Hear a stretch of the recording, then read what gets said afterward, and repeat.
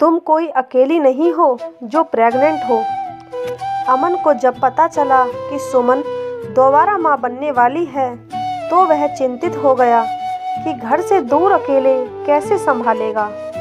बड़ी बेटी पीहू 5 साल की है और स्कूल जाती है। अमन को 1 महीने के लिए ट्रेनिंग पर भी जाना था। उसने सुमन से कहा कि घर से मम्मी को बुला लेते हैं या फिर तुम चली जाओ ससुराल, और वह भी प्रेगनेंसी की हालत में। प्लीज़ अमन, यह मुझसे मत कहना। पीहू के समय वहाँ मैंने कैसी अपनी प्रेगनेंसी गुजारी थी तुम भूल गए होगे, मैं नहीं। वो तो अच्छा हुआ कि तुमने बोल दिया कि निशा दीदी की तरह मेरा भी पहला बच्चा मायके में होगा, वरना मैं तो शायद बचती भी नहीं। नहीं नहीं, मैं अकेले सब मैनेज कर लूँगी। लगे तो एक काम वाली और लगा लूँगी, लेकिन आपके घर बिल्कुल नहीं जाऊँगी। यहाँ कम से कम मेरी जो इच्छा होगी वह खा सकूँगी। पीहू के समय तो सुमन को कुछ याद आते ही आंखों से आंसू बह निकले। सुमन को रोता देख अमन घबरा गया। अच्छा ठीक है, तुम कहीं मत जाओ, यहीं रहो अपने घर में। अच्छा ये बताओ, कुछ खाने का मन कर रहा हो तो ले आऊं बाजार से? हाँ बिल्कुल, आप मेरे लिए तिवारी के यहाँ से गरम समोसे और मावा जलेबी ले आइएगा। इस पीहू ने तो मुझे पूरे 9 महीने कुछ खाने नहीं दिया सिवा दही और रोटी के। अब देखना है कि ये बेबी कुछ खाने देगा या नहीं, या फिर अपनी दीदी की तरह उल्टी ही करवाएगा। सुमन भी मुस्कुराते हुए बोली। अमन बाजार चला गया और सुमन ने पीहू को बताया तो वह खुश हो गई। सच्ची मम्मी, मैं दीदी बनने वाली हूँ। मम्मी आप टेंशन मत लेना, मैं अब बड़ी हो गई हूँ और आपका अच्छे से ख्याल रखूँगी। पीहू की समझदारी भरी बातें सुनकर सुमन निश्चिंत हो गई कि वह अब अपनी प्रेगनेंसी संभाल लेगी। पीहू अपने कमरे में अपनी डॉल को बताने चली गई और सुमन अपने 6 साल पहले अतीत में चली गई। अमन की सरकारी नौकरी है।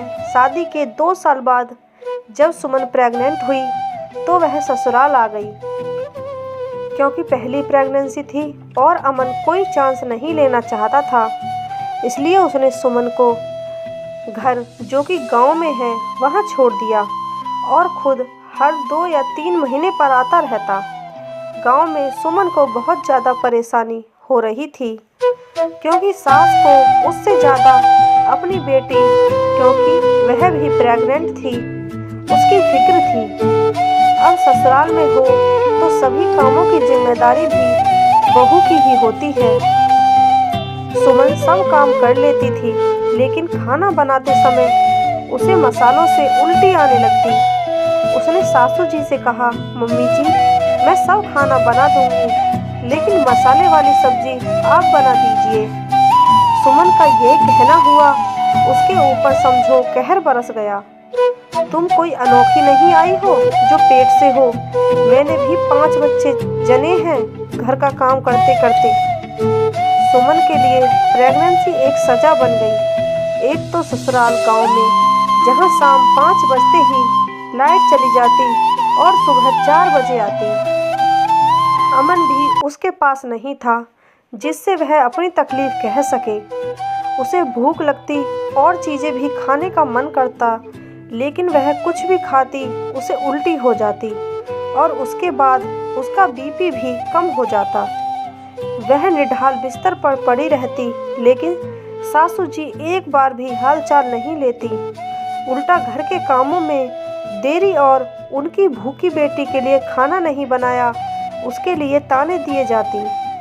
उन तानों को सुमन दही और रोटी खाकर पचाती। सिर्फ दही ही थी जिसे खाकर उसे उल्टी नहीं हो रही थी। अमन के आने पर वह शहर जाकर चेकअप कराती थी, क्योंकि सासू जी अपनी बेटी को तो शहर ले जाकर सोनोग्राफी कराती थीं, लेकिन बहू के लिए वही गांव के डॉक्टर को बुलाकर चेकअप करा देती थीं। 7वां महीना था।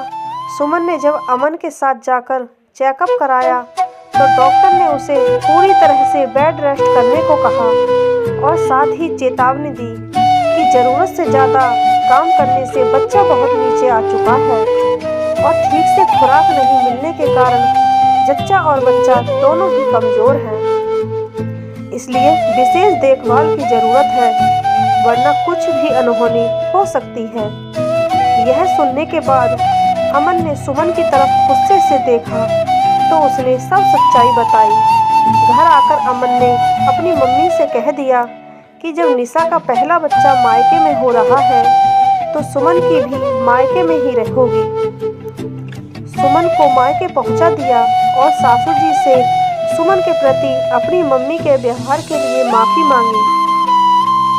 मायके में माँ और छोटे भाई बहनों के साथ खुशहाल माहौल में सुमन अपनी प्रेगनेंसी को लेकर खुश रहने लगी, लेकिन खाना अभी भी दही और रोटी ही खा रही थी। लेकिन फ़र्क यह था कि उसकी मम्मी उसके लिए सब्जी भी दही की ही बना रही थी। समय पूरा होने पर सुमन ने इस प्यारी सी और स्वस्थ बेटी पीहू को जन्म दिया। कहाँ खो गई? लो समोसे और मावा जलेबी का आनंद लो। तुम चिंता मत करो, अब की बार मैं सभी इंतजाम यही कर दूंगा। जलेबी खिलाते वक्त सुमन से बोला, हमें बहू को भी अपनी बेटी की तरह प्यार देना चाहिए, क्योंकि वह भी किसी की बेटी होती है। अगर हम चाहते हैं कि हमारी बेटी को उसके ससुराल में प्यार मिले, तो जो हम दूसरे की बेटी अपने घर लाते हैं उसे भी अपनी बेटी की तरह ही प्यार दें। आपको ये कहानी कैसी लगी कमेंट बॉक्स में ज़रूर बताएं, और आपको कहानी अच्छी लगी हो तो चैनल को सब्सक्राइब, वीडियो को लाइक ज़रूर करें। धन्यवाद।